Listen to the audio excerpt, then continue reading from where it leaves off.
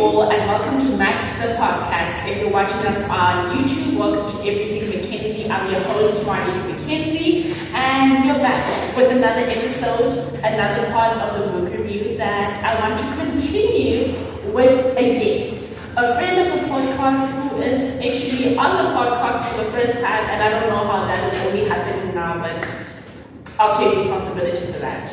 I think I can take responsibility too. I sort of decided that I didn't want to be here until now, but yeah, I'm here. And my name is Lufezo. I don't know if I should say this. Should I say my surname? No, I'm not saying my surname. It's Lufezo. It's Lu. Stick with that. That's me. That's what I am. I'm a friend of the podcast, as Marlies mentioned, a friend of hers too. Yeah, I'm here reviewing the book. Don't know how, but stick around. We'll see what happens.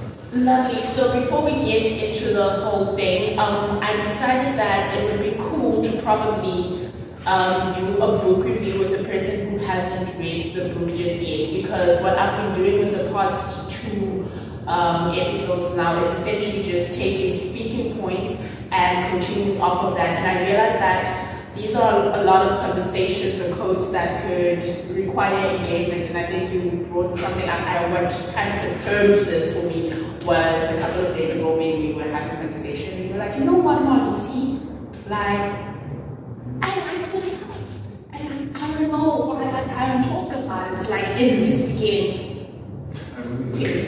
So yeah, that's what we're gonna do. So how are you doing? I should shut up. I realized that I should really shut up. Okay, but anyways, let's continue and see what happens.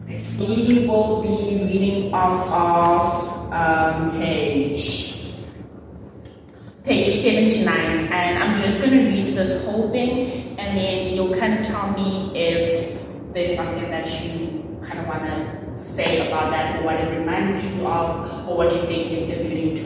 And then we'll just take it from there. So I'm just going to read the parts I highlighted. You're testing my comprehension skills. No, I'm not. Silent forever. I think it's going to. I'm not. So he says life is tragic simply because the earth turns and the sun inexorably rises and sets. And one day for each of us, the sun will go down for the last time. Perhaps the whole root of our trouble, the human trouble, is that we will sacrifice all the beauty of our lives. We will sacrifice all the beauty of our lives. We'll imprison ourselves in totems, taboos, crosses, blood sacrifices, steeples, mosques, races, armies, flags, nations, in order to deny the fact of death, which is the only fact we have. It seems to me that one ought to rejoice in the fact of death. Can we just say that that is beautifully sad? It's basically saying death is death. Makes sense. And personally, it comforted me in the sense that I often get in conversation with yourself and with some of our friends and I turn death into a whole joke. And while that seems really dark, the fact that he saw it in this light kind of like made me like, oh yeah, I'm not so bad after all. Like, it's normal to look at life's misfortunes as though they are funny and not necessarily constantly dwell on the fact that they may not always be so good, I suppose. So reality is we're all gonna die. And whether that is something that makes you sad or not, it doesn't really matter. You're going to die. And it sucks that you get to die, but I think it's also good that you get to die. And I think in some sense, it's also more so, where are you going when you die? And I think that is where the whole people being scared of death comes from, really. It's because we don't know where we go when we die. I don't know if I've had this conversation before, but I think maybe it was Sunday when I was going through the MERS, not going through the MERS, but like when I was thinking in that state that I was in. But there are a lot of things that we don't know. There are a lot of things that we don't have control over. And what I'm getting there is that the one thing that is constant is that bad things are going to happen. death is going to come, but that shouldn't take away from the lives that we live. One thing that we should be doing is, and I'm going to use something someone told me, is that live in the moment. Because the one thing that you do have control over, more than anything, is probably the moment that you're in right now. The decisions you make right now, they actually influence whatever happens going forward. So you have control of what's happening right now. When I'm going back to the death thing, I don't know how I can make this example or make this point, is that life is tragic. There are more downs than ups. Just personally speaking, but it should be the ups that make you want to continue living. We're basically chasing things which are of no particular significance. These are just material creations to sort of fill a void that we don't even know we need to fill. We created this out of the fear of not knowing certain things, that we're filling something that we can't fill, basically. But what do you think about the part where you mentioned stations and flags? Because I'm thinking about the whole BRICS thing happening. Where is it happening today in the BRICS summit? Yeah, and essentially just that there are countries like China and Russia, which the rest of the world do not necessarily like, right? And we as South Africans are still in alliance with them. And while I may not necessarily be well versed in this, I'm just kind of like thinking of it from a fact. Are we looking at our own interests, also considering the kind of president we have, who, in a sense, many hold the opinion that he likes being liked. It's not necessarily.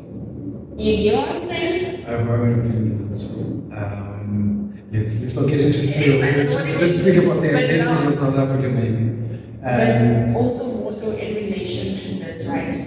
Just that when I said like we are chasing immortality, we have these flags. It's like legacy. When you sire a son, you are living through that son because you want your legacy to continue. So while you may physically not be present anymore, your name still continues. So in that sense, we are denying the fact of death, in a sense. At the very same time, I have to ask, why is that the case? Why are we so preoccupied with a legacy that something of me must live on?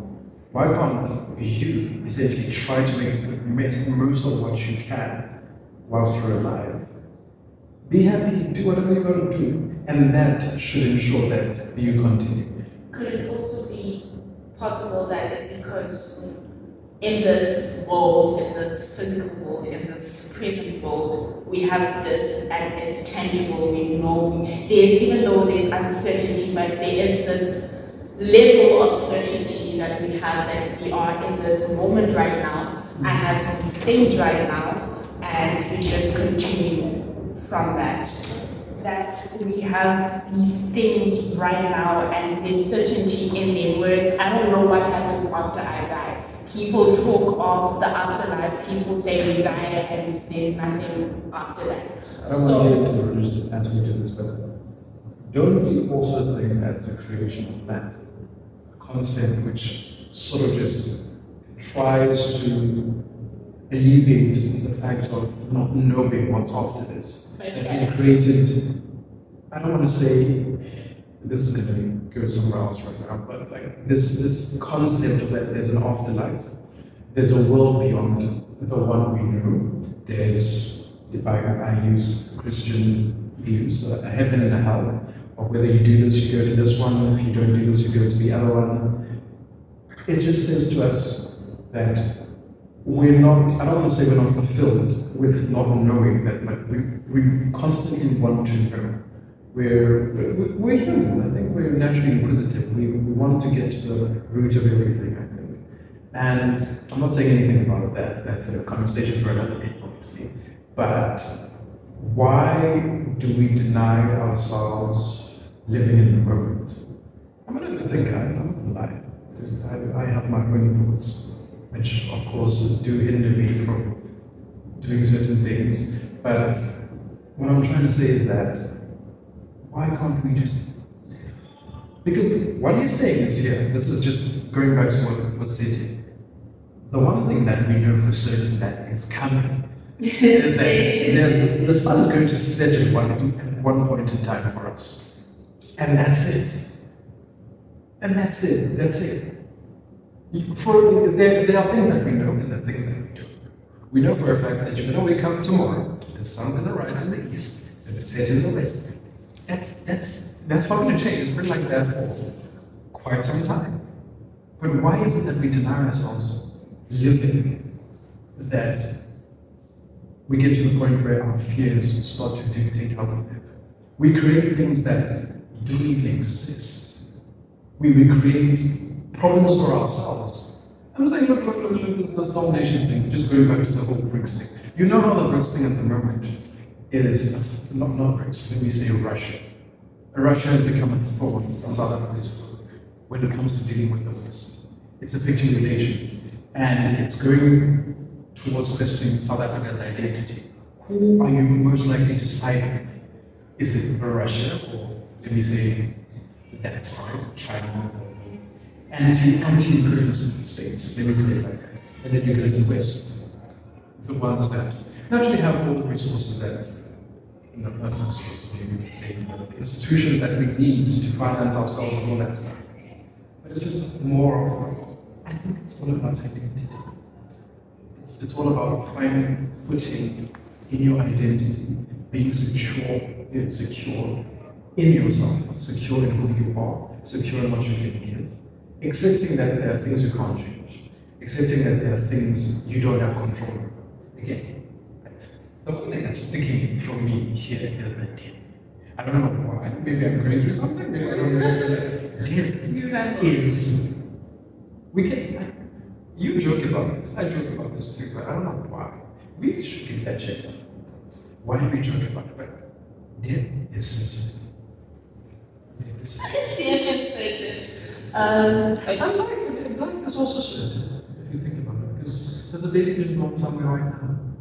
Yeah, but I think it's also more so like, okay, sure, we don't necessarily like, you don't always, okay, I almost say like, you don't know when a baby is born, but like, okay, you don't know when you die as well either. But in the sense is, you know that you're definitely going to die.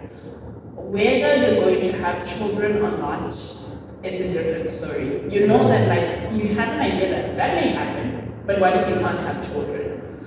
What if somewhere along the line you just decide that, you know what, yeah, I want to do that, and you just don't. So I suppose that is how we could definitely say that, without any argument, that death is certain. Not that there aren't any arguments, but like right now we're not allowing an argument for that.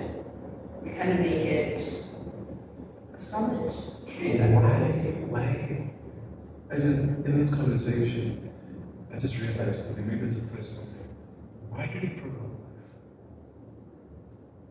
Because life is meant to be lived, as hard as it may be. It's meant to be No. It's life and lived. It's Okay, I'm going to make something very bad here. Like, make a very bad example. You're not someone who's like they're there, perform CPR, do everything, or try to, what is it, resuscitate them, and all that stuff.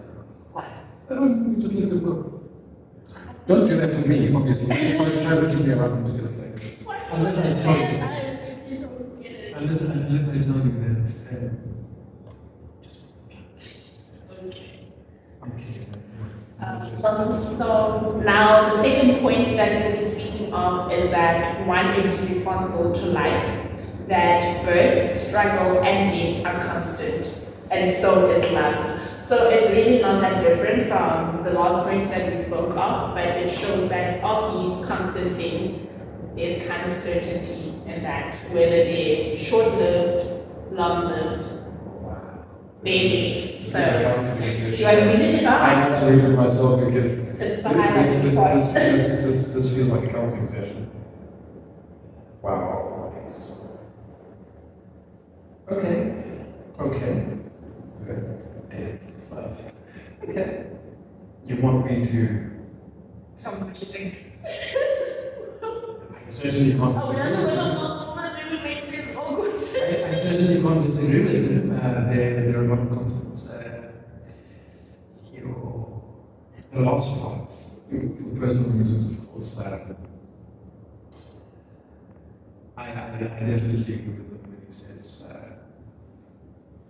I think it's not good. You love, you can lose. You can live, you can die. At the end of the day, you never stop loving. You never stop loving. There's the saying by Sarah Mackies, you probably heard it, that for as long as I know how to love, I will stay alive. So it just kind of shows us the power of love, regardless of the form of that love, the shape of that love, the nature of that love. As long as you have love in your heart, there is hope for you. There is a sense of salvation for you. Exactly, and that's kind of like, it's enough. You know how have you ever heard like people who cook and you taste the food and it's absolutely amazing and they give you all the ingredients, but you can never make it the same way they make it. And they say to you, the reason for that is that I made it with love. I can't explain this, but there is something about the entire concept of love which, for me, it makes life great. You can't explain the way, and I'll talk about feelings for someone. In the same way I can, maybe romantic love, friendship love, family love, and all that stuff. It's all different. And it's the way that each one of those things makes you feel. There's a level of, not a level of comfort, but something that it creates within you. It gives you hope to keep going. I don't know. It's different. You can't. If someone were to ask me, how do you feel about a particular person, or let's say I'm seeing someone right now, and I say, no, I love them, and like, you love your mother too, I'm like, no, it's different. One keeps me going in a certain way, and the other keeps me going in a certain way. I don't know how I got you, because I was speaking about food. We are not there. It's one of the things that, going back to life, there's a lot that happens in life. There's a lot of elements to this thing where you can't explain it, you can't make sense of it, but you can feel it and you can experience it. And I think I said this to someone, like, I can't tell you certain things. I can't even try to quantify certain things. But you'll see the way I act. You'll see the way I show you who I am. And it's a love you, if we want to use those terms. And you know what's really cool is also he continues with this whole love thing, right? He says that love takes off the masks that we fear. We cannot live without. And you know we cannot live within. So I'll just read that in properly. Love takes off the masks that we fear we cannot live without. And no, we cannot live within. You want to read it yourself? No, I don't need to live with myself. I think he makes incredible points. And he writes I so need you to read beautifully. it one more time, because I have a point, but I need you to read it one more time. Love takes off the masks that we fear we cannot live without, and no, we cannot live within. It shows you who you are, but it also shows you who you would like to.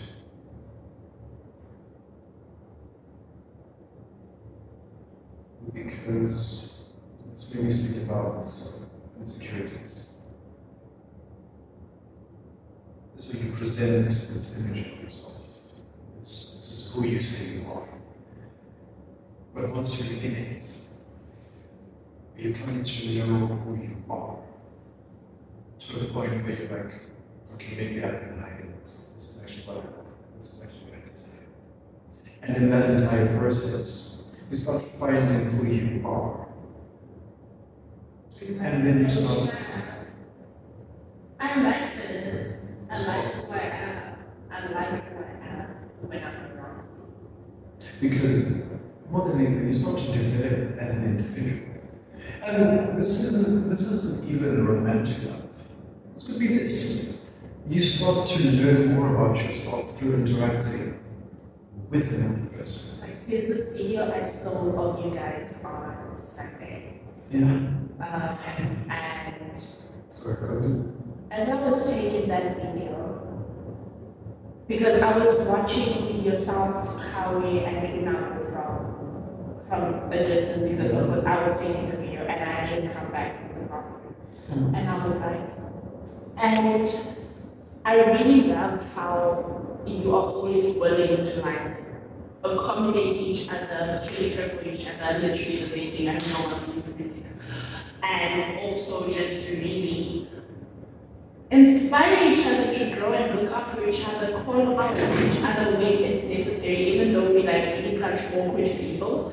But yeah, man, I really like, I was looking at that and I was like, I actually fall in love with my friends. I fall in love with their potential. I fall in love with who they could be, who they are, and who they will be, and who they were. And where there are errors, we kind of address them. And the fact that we don't always have to like agree with each other is actually pretty cool. That like, yeah, bruv, like you can't buy my love. Like, in order for you to love me doesn't mean I always have to agree with you, and I'm gonna call you out where you're catching on nonsense. So I think that's like pretty cool. And I think friendship, after the love of God, and that I think also when you find the one, and this is probably something that we'll talk about in a couple of years, when you finally married, probably with kids or not with kids, as long as I just get to be the hitch. But anyway, also not really, but yeah, that is something that we'll talk about and see how that kind of love, that marriage love feels like. But I think friendship love is also on kind of like high on the hierarchy, because you need to realize your friends are always there. You get in situations or relationships with people who you're romantically inclined to, and your friends are still there. Those people exit your life and your friends remain there. So your friends are kind of like that constant love that you have. I want to definitely agree with that. I was about to say, one of the most important aspects of a relationship or love or romantic love, that whilst you do that, please develop your friend should love, if there is such a thing. Because that is essentially what will ensure that when things go bad in that life, the friend will stay. There's a song by Gregory Porter, and he has a duet with Leila Hathaway at one point for the same song, where they say, the title of the song is Insanity. There's a part where they say it's always the friend inside that makes amends. Because the friend is the one that really wants you not to leave.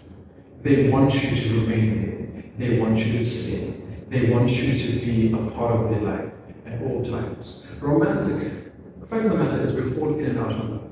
You cannot ask a 40-year-old, not a 40-year-old couple, a couple that's been together for 40 years, that, how did you guys make it through? They'll tell you there were times where I hated this person. There were times where I was like, I don't want to see this person. But what got them through that? It's always the friend inside. It's the one person that's going to care for you, whatever happens. They are going to be there for you. Going back to your point about us just truly accepting one another, loving one another.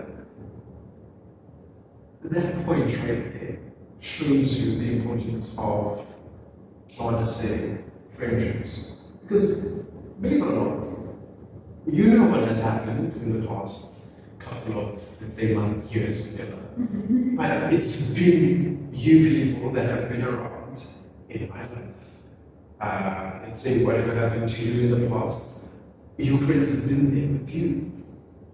It's them that have been consistent. They've supported you. They've called you out and they have said, okay, this is what happened. You were wrong.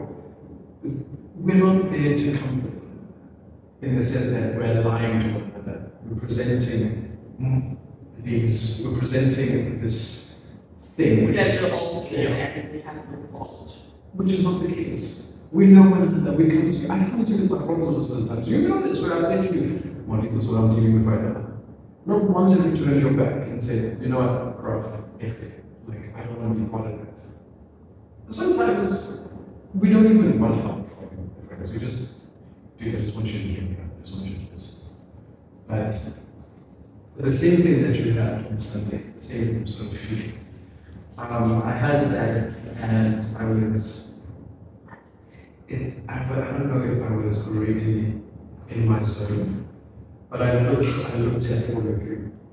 And I think there was a point where we took the lunch. And as I had come back from my lunch, I looked at you, and I looked at you. Just like, this feels like I've been here. And this is somewhere I feel that I want to continue with these people. It was a Sunday where we were at your place. And I don't know if you remember that brief, moments, but the one thing that is definitely ingrained in my mind and my heart and my soul, I don't know where we're going. There isn't a book written or maybe there are pages of this. We don't know. I don't know personally. But I have visions that, okay, this is where I want us to be at a particular point in time, and this is what I want for us. And whenever I look at you guys, and I'm like, I look at these people and I'm like, sometimes it doesn't make any sense. As you're like, what do these people see in me? I look at you guys and I'm like, wow, these are absolutely amazing people. What am I doing here? Because what do I bring? What do I offer to the table? I remember when I said that at one point we just have to sit and just talk about life, love, and all that stuff. We really have to get that, because I feel like there's, I don't want to say this, for lack of a better term, there's so much content there. There's so much content there, and I feel like everyone has something to contribute. Because what I realized is, actually no, I didn't realize that. I don't know, I've always known this. We have our own realities. Everything, Molly's my truth, and your truth might not necessarily be the same thing. But what we should be doing is listening to one another. Because again, we have different realities. And when you say something, you might believe it. You actually believe it, because you would never just say it. Unless you're trying to make a stupid point. But that's a story for another day. But just going back to say, the whole, I can say I love you, but when you say you love me back, I'm like, I don't know how to respond to this. It's that, in my world, yeah, it's there. This is what I'm experiencing. So I should stop invalidating people who say that they love me. And I'm like, I should just accept that. Whatever you say, I should accept that. But just going back to the whole different realities and there being a lot of content there, I'd love to hear what people have to say about it. And a lot of talks. But the general talks where we can all meet.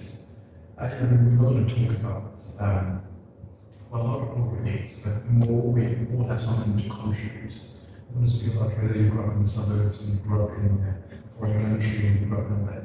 That's different. That's on its own. That's on its own day.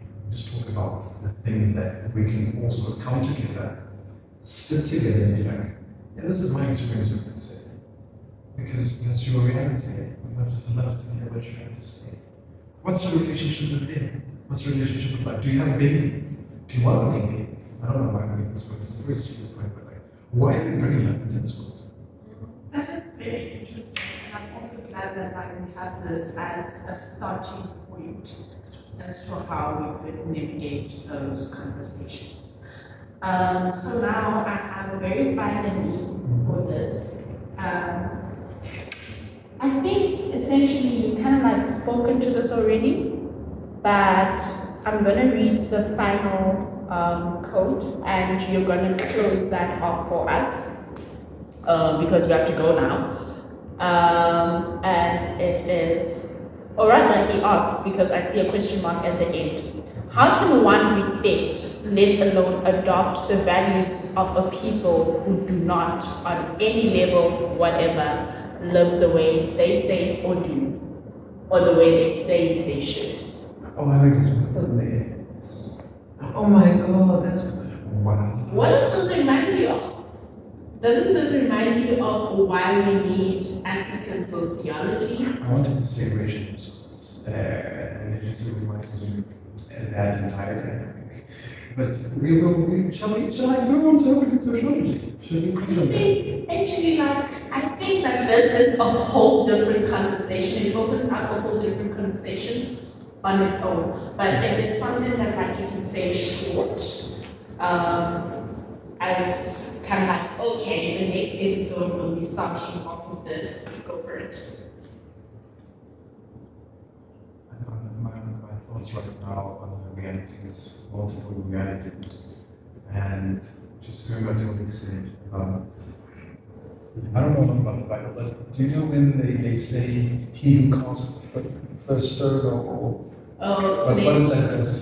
I don't know, something about the idea because the first stone has no sense of his own or something like let him be the first to throw. Something.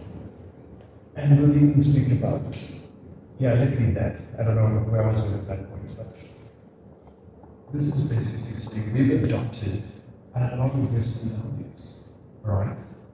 And that's not lie. Our lives are inextricably linked to Western views and ideals. One and the same thing, actually speaking.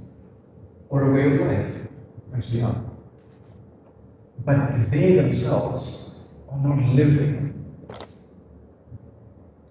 their lives the way that they present. We should live our lives. Does that even make sense? I think I hear you, but not really. I don't hear you read this to African sociology. Because I was thinking about it in the sense that like we have adopted so many Western values, like you said, but we have, these are just ideologies and theories rather, or the same thing really, as from people who have no lived experience of being in the circumstances that we are in. So right now it's essentially me telling you how to live your life, whereas I don't have your truth. I've never lived in the context you live in. I haven't been through the circumstances you've been in. I've never been in your shoes. And just because I've visited your house before doesn't mean that I know how you live on a daily basis. Mm-hmm. So I really just kind of like took it in that light that I am telling you to live your life a certain way. But do I know the circumstances you go through? Do I know what it takes for you to live in your skin? Do I know the angels that come to you? Do I know the demons that try to possess you on a daily basis? I do not. But here I am giving you this guide that works for me because I know my own reality. I know my situation, and somehow, for some reason, I am expecting that to work for you too. So this is definitely an interesting chat, and clearly there's a lot to be said.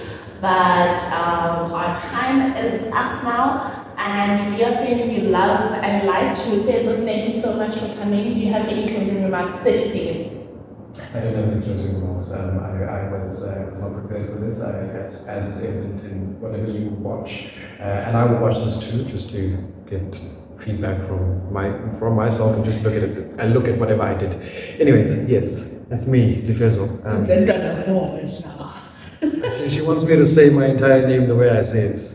Ntsendwana-Bodla. Molly's and I are sending you love and light. Bye. It's been a pleasure.